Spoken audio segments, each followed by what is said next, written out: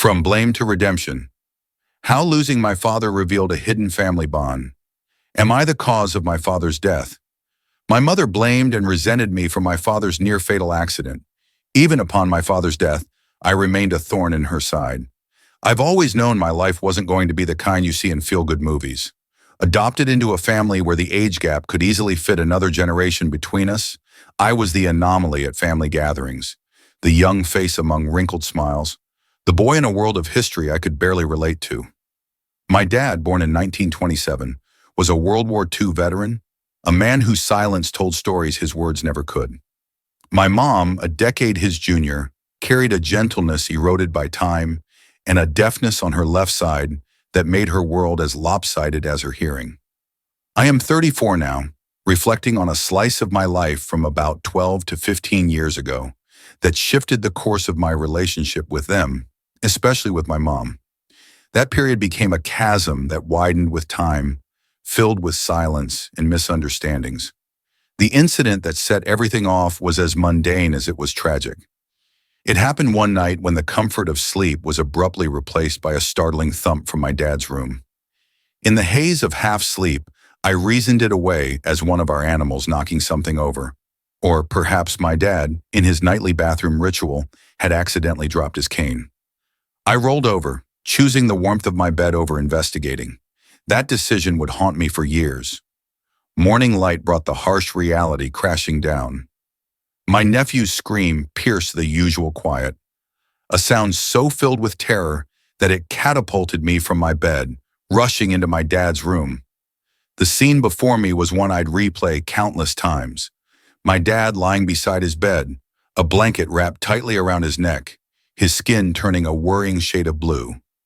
Adrenaline kicked in.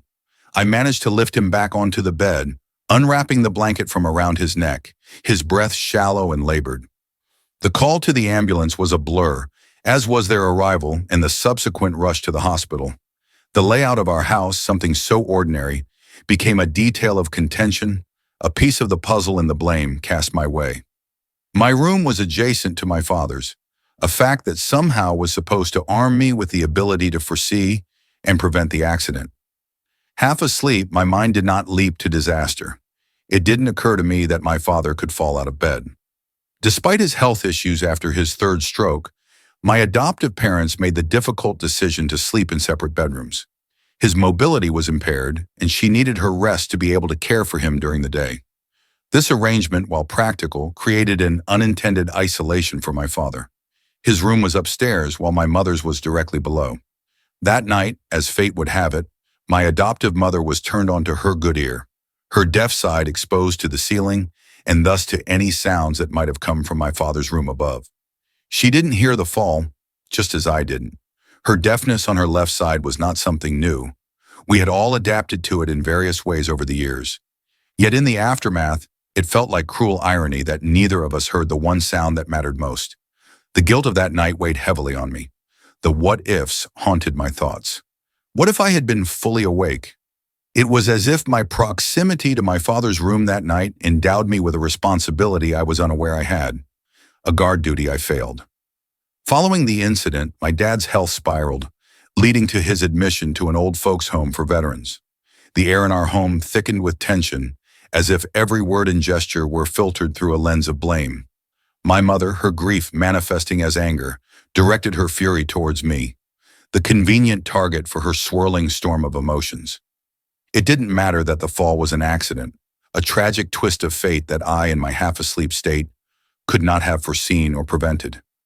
In her eyes, I was the culprit, the reason her husband, my adoptive father, now lay in a bed at the old folks' home for veterans, his robust spirit dimmed. The initial conflict was a crack in the dam of our family dynamics, releasing a flood of long-suppressed frustrations and resentments. My mother's blame became the soundtrack of my life at home, a constant reminder of that night. Conversations were minefields. Each word I said weighed and found wanting, each silence loaded with accusation. The more she blamed, the more I withdrew, retreating into a shell of indifference to protect myself from the pain of her words. The moment I decided to join the Army felt like the first step towards something new, a path that was entirely mine. But that dream quickly became entangled in the web of my family's expectations and my mother's fear of being left alone. My mother, wielding her grief like a weapon, saw my departure not as a young man's quest for his own path, but as abandonment.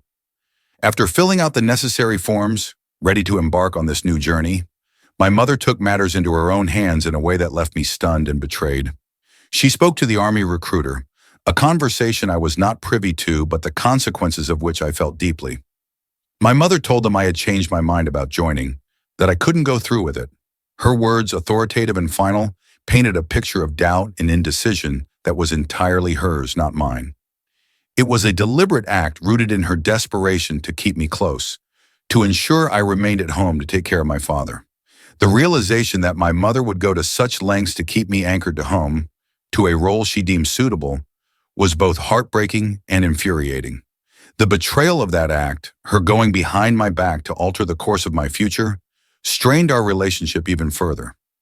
It was a clear sign that my desires, my aspirations, were secondary to her need to keep the family unit intact, regardless of the cost to my own dreams and autonomy.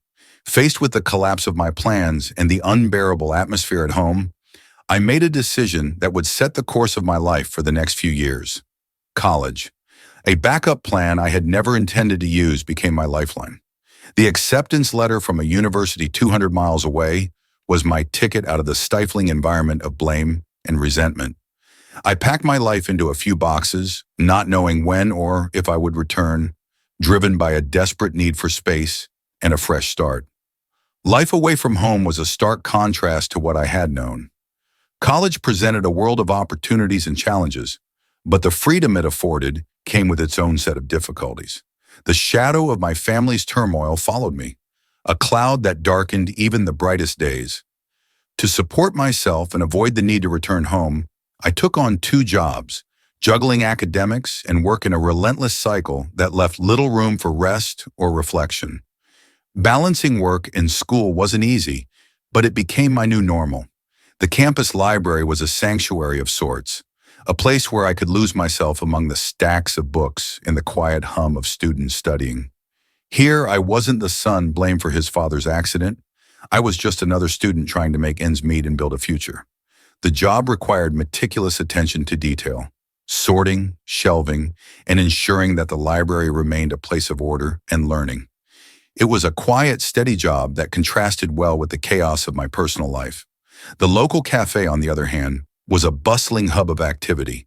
Here I was a barista, a friendly face behind the counter, crafting lattes and cappuccinos for a stream of customers. The pace was relentless, the environment lively and sometimes overwhelming, yet there was joy in the rush, in the smiles of satisfied customers, and in the camaraderie with my coworkers. This job taught me resilience, the ability to keep smiling even when I was tired, and to find peace in the rhythm of the work. These jobs, while exhausting, provided me with a sense of purpose. They were my escape from the turmoil back home, a way to prove to myself that I could stand on my own 2 feet. The satisfaction of earning my own way, of being responsible for my successes and failures, was empowering. Amidst the long hours and the tired evenings, I found moments of happiness and pride.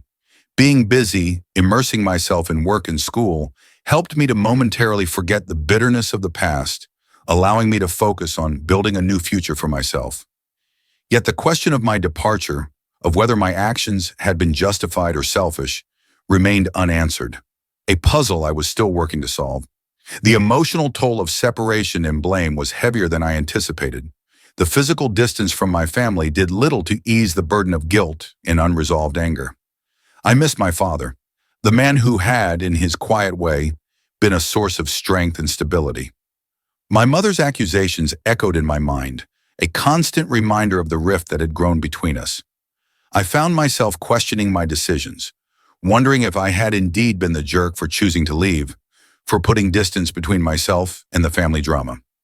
After graduation, I landed a stable job, the kind that felt both like a triumph and a compromise. It was a steady climb away from the tumultuous past into a semblance of adult life, marked by paychecks and small freedoms. The rare trips back home were exercises in tension, the air thick with unspoken recriminations, and the heavy presence of my mother's enduring blame. It wasn't that I didn't want to see my father, it was the opposite. My heart ached for the man who seemed to shrink a little more with each passing day, his vitality sapped by illness and the domestic strife that buzzed around him like an unrelenting swarm. Driven by a mix of guilt and love, I set a new goal for myself: to earn enough money to afford the best possible treatment for my father. It became an obsession, this idea that financial success could somehow translate into a redemption of sorts, a way to make amends for my perceived failings. My career became more than just a job. It was a means to an end. Each promotion, each raise, a step closer to providing my father with the care he deserved. The irony of working tirelessly to support someone who, through no fault of their own, felt like a stranger wasn't lost on me. Despite my attempts to heal and move forward, the news of my father's passing knocked me back to square one. That night, I received a call at an hour so late it felt like the world itself was holding its breath. It was my aunt on the other end, her voice steady but laced with unmistakable sorrow. "It's about your dad," she said, and in that instant, I felt the ground beneath me shift. My father had passed away after a prolonged illness, an event we all saw looming on the horizon, yet hoped would somehow steer clear of our shores. I was hundreds of miles away, wrapped in the cocoon of my new life, far from the home that felt more like a battleground than a sanctuary in recent years. The pain of the news was a sharp jab to the gut, a mix of grief and guilt swirling in a tempest I couldn't contain. My relationship with my family, particularly with my mom, had been strained at best, severed at worst. Yet the finality of my father's departure cut through those tangled feelings, reminding me that beneath the resentment and misunderstandings, there was love, raw, unfiltered love for the man who, though not of my blood, had been a pillar in my life. I didn't have time to pack. There was no moment to sit and ponder what to bring. The urgency of the situation propelled me forward, my actions driven by a singular need to get back as quickly as possible. The bus was the first mode of transportation I could find, a decision made not out of convenience but desperation. I boarded at dawn, the early morning light casting long shadows that mirrored the heaviness in my heart. The journey was a blur, each mile stretching on as I grappled with the reality of my father's death and the inevitable confrontation with my family. I rehearsed conversations in my head, anticipated accusations, and prepared defenses, all the while battling the growing knot of sorrow for the loss of a man who had shaped so much of who I had become. Arriving at the funeral home, the gravity of the situation finally settled in. I saw him there, lying in repose, a tranquility on his face that had eluded him in his final years.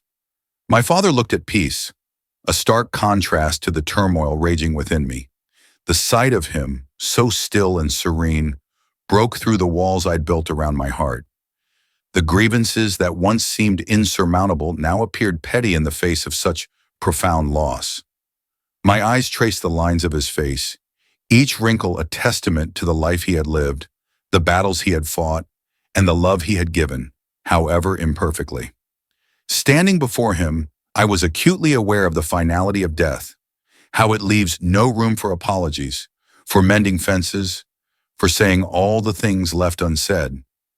The weight of my unresolved feelings toward my family, my mother's harsh words and the guilt of my perceived negligence, crushed me.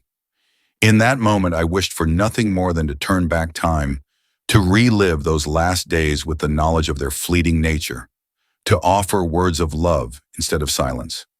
My father's passing was a great loss, a void that would never be filled. Yet it also served as a stark reminder of the fragility of life and the importance of forgiveness, understanding, and compassion. As I stood there amidst the somber faces of those who had known and loved him, I realized that holding on to anger and resentment served no purpose but to prolong the pain. In that moment, all I felt was the piercing ache of missing a man who had been more than just a father figure. He had been a guide, a confidant, and in his own way, a source of unwavering support. Standing at the end of the somber line, I extended my hand, offering a quiet thank you to each person who had come to pay their respects to my father.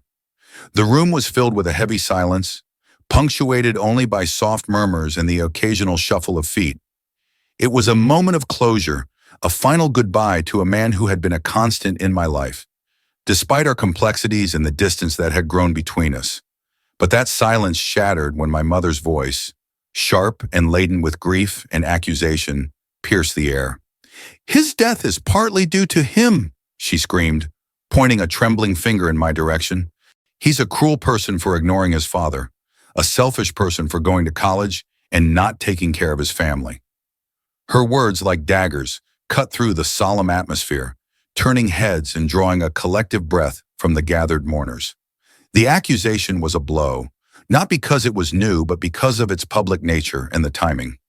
It was a reopening of wounds that had never fully healed, a reminder of the years of blame and misunderstanding that had driven a wedge between us.